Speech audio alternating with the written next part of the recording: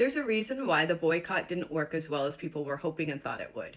And it is both very simple and very hard. And that is people are not organized, right? And I don't mean people are not forks in the right fork slot organized. I mean people are not organized, which means their mindset has not changed enough to change their behaviors, which would change the outcome.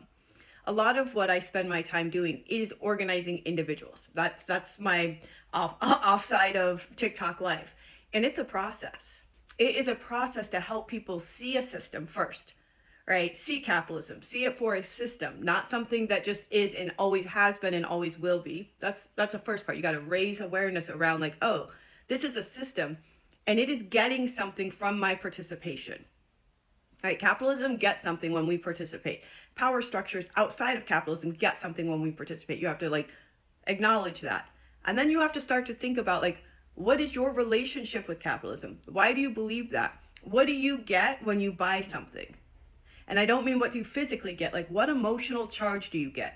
What about when you buy something that's perceived as high class or luxury? What feeling comes up? What feeling are you chasing, right? And then you actually examine it. Part of why it didn't work is we missed the part about changing our mindset. It's the hardest part and it's the least fun part, and there's no slogan for it. There's no like cool moment, but that is what is sustaining change. When someone changes their actual mindset or how they view a system or how they view themselves within that system, that's sustainable change.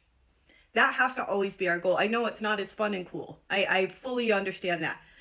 Actually, it is actually really fun and cool. I don't know why I say that. It is actually very fun and cool to see somebody recognize a new reality and truth.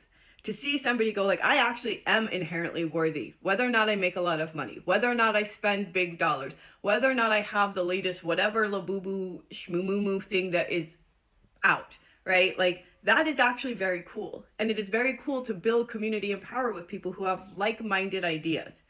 And that's what we have to do.